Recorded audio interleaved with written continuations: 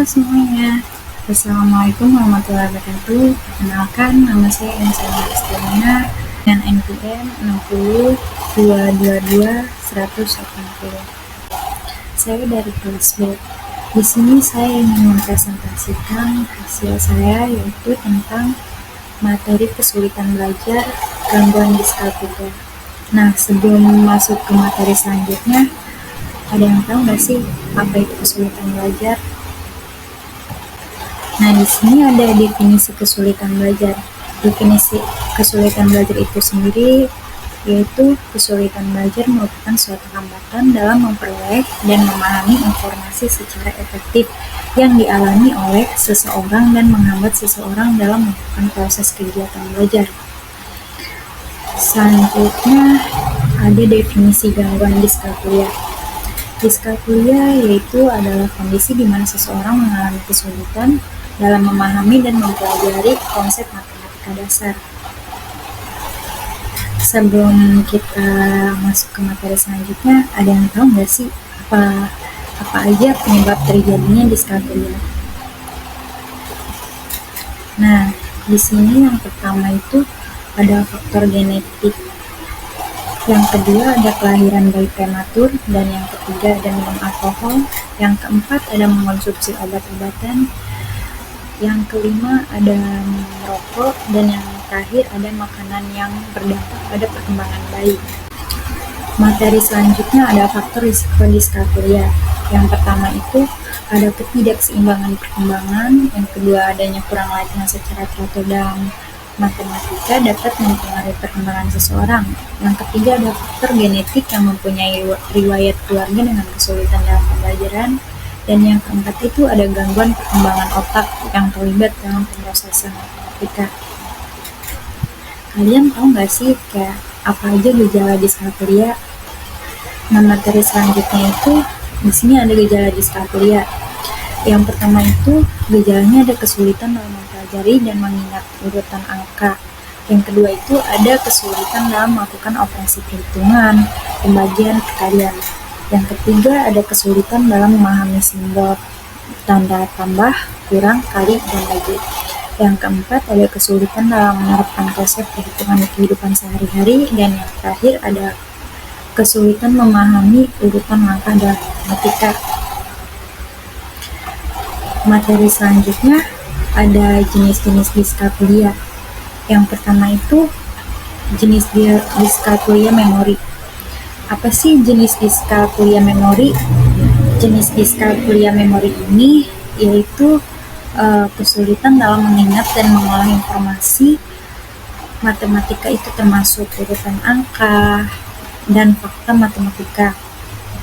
Nah, yang kedua itu ada diskalkulia spasial. Diskalkulia spasial ini yaitu kesulitan memahami hubungan spasial antar objek dan manipulasi informasi geometri. Yang ketiga ada diskalkulia operasional. Apa sih diskalkulia operasional itu? Diskalkulia operasional itu kesulitan dalam melakukan operasi matematika dasar seperti penjumlahan, pengurangan, perkalian, dan pembagian. Yang keempat itu ada diskalkulia konseptual. Apa sih diskalkulia konseptual itu? Diskalkulia konseptual itu sendiri yaitu kesulitan dalam memahami konsep matematika yaitu abstrak seperti aljabar dan trigonometri. Yang terakhir itu ada diskalkulia berhubungan dengan disleksia. Nah, yang terakhir ini itu kayak terjadi pada individu dengan disleksia yang mengalami kesulitan membaca dan mengeja, serta kesulitan kayak memahami konsep matematika dan proses informasi matematika. Materi selanjutnya yaitu ada contoh kasus kesulitan belajar gangguan diskalkulia. Maya, siswa kelas 3 sekolah dasar berusia 8 tahun, mengalami kesulitan belajar matematika, memiliki kesulitan memahami angka, perhitungan, dan konsep pemecahan masalah. Maya juga kesulitan mengingat urutan angka, mengenali pola, dan menerapkan rumus matematika dengan benar. Menghafal fakta matematika seperti tabel, perkalian, dan menjadi tantangan baginya. Meskipun Maya bekerja keras dan mendapat bantuan ekstra, nilainya tetap rendah dan dia frustasi. Orang tua dan guru menunggak Maya menginjak diskalkulia. Mereka menghubungi spesialis pendidikan atau psikolog anak untuk evaluasi menyeluruh. Jika diskalkulia didiagnosis, tindakan intervensi diterapkan. Ini termasuk adaptasi kurikulum, gaya belajar yang berbeda, bantuan individual, penggunaan teknologi pendidikan, dan dukungan emosional. Kami berharap dengan bantuan yang tepat, Maya dapat mengatasi kesulitan belajarnya dan meningkatkan kemampuan matematikanya. Nah, selanjutnya ada strategi self-regular learning. Yang pertama itu udah kayak kita netapin tujuan kita buat belajar yang spesifik dan kreatif itu, kayak smart goals. Yang kedua itu kayak susun ini terus rencanakan tugas-tugas kita itu kayak menggunakan kalender, terus kayak daftar tugas gitu yang bakal kita kerjain. Nah, yang ketiga itu ada latih metakognisi dengan merenungkan proses pembelajaran kita. Yang keempat itu udah secara teratur, kayak kita nih pantau kemajuan kita gitu, udah sampai mana pemahaman kita gitu. Yang keempat itu yang kelima ada kelola waktu dengan efektif menggunakan teknik seperti teknik Pomodoro. Yang ke-6 itu ada gunain strategi pembelajaran yang tepat yang sesuai sama gaya belajar kita gitu buat ngadepin tugas-tugas nanti. Ada kayak terus nilai, terus menyesuaikan strategi kita gitu berdasarkan efektivitasnya gitu. Terakhir yaitu kayak mencari bantuan itu sama guru, teman sekolah, atau sumber online lainnya gitu buat kita ini belajar gitu. Materi selanjutnya itu ada motivasi belajar untuk menangani diskalkulia. Yang pertama itu kayak memberikan contoh konkret saat memperkenalkan materi dengan jelas. Yang kedua ada tanamkan kepercayaan diri untuk terus mengembangkan diri. Dan yang ketiga itu ada menggunakan warna atau animasi yang menarik yang dapat kayak membantu siswa itu biar kayak lebih cepat gitu memahami materi yang bakal dijelasin gitu. Terus di sini juga ada kaitan dengan teori belajar perseptif kognitif. Yang pertama itu kayak pemrosesan informasi. Diskalkulia melibatkan kesulitan pemrosesan informasi matematika termasuk memahami konsep, mengingat fakta, dan melakukan operasi matematika. Memproses data numerik dalam memori kerja menjadi sulit bagi penderita diskalkulia. Yang kedua itu ada skema kognitif.